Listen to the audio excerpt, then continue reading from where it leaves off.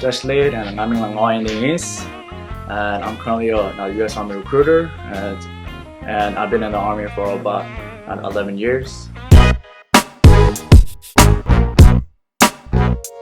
The requirements are, so basically, you can't have no outstanding law violations. So if you could carry a firearm, so you could join the Army. So if you have more than 2 DUIs, you cannot join the Army.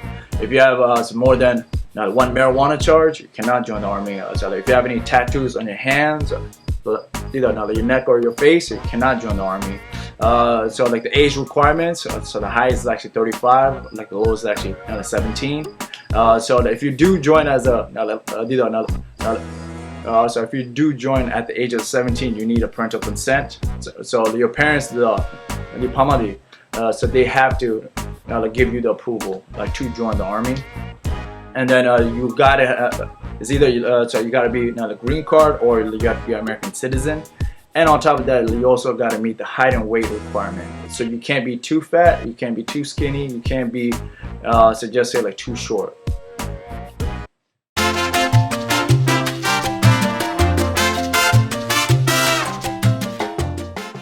Okay, so basically, the ASVAB consists of 145 questions.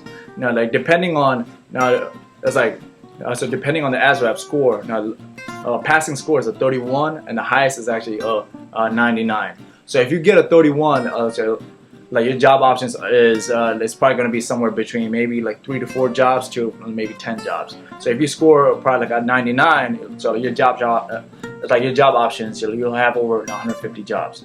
So the jobs that you want to pick are the ones that you could transition into the civilian side. So for example, the jobs are probably if you go to cryptolinguist, so which so it's going to require so that you do score higher than a 50. So if you do cybersecurity, if you do just say truck driving, so you could use all that experience, and the Army is going to provide the certificate, and you could transfer right over.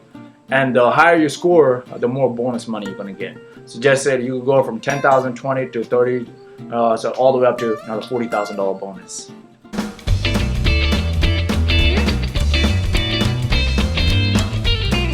Yes. So basically, so if you're older than the age of 35, so just say the highest is actually the age of 42. Because the thing is that so if you do 20 years, the Army wants to make sure that you retire by the age of 62. So to try to come into the Army at the age of say 39 or probably 40, so you better have a bachelor's degree or you better have a master's degree. So that way you have a higher chance of being approved, because we need to do another age waiver.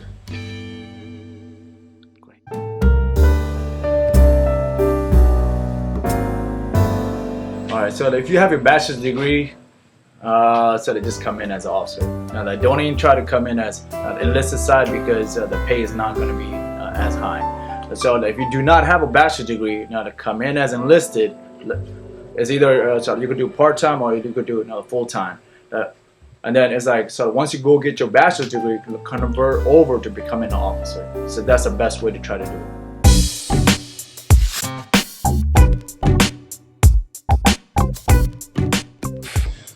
So the Army Reserve and the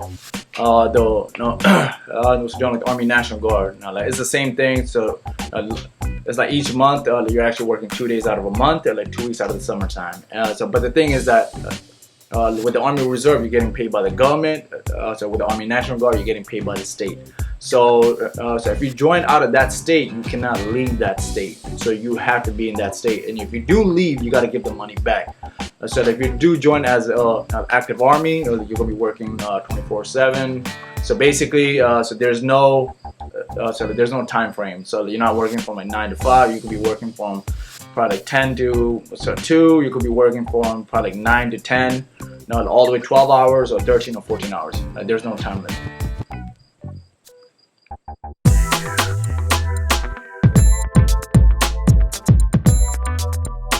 So basically, so if you do probably more than a 3-year contract, so it's probably 50% chance so that you will get deployed. And then and trying to go to war, it just so if you're trying to see combat, if you pick that job, so that's the job you're gonna be doing. So if you pick the job of so doing truck driving, like that's the job you're gonna be doing whenever you deploy. If you pick the job as a cab scout, you will be kicking down doors. So it all depends on the job that you want to do, but you will deploy.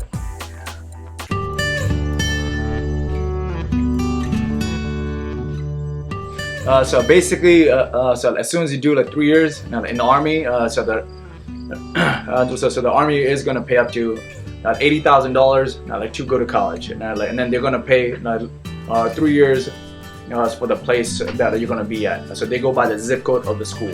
So you will get paid housing each month based on the zip code of the college that you're enrolled in.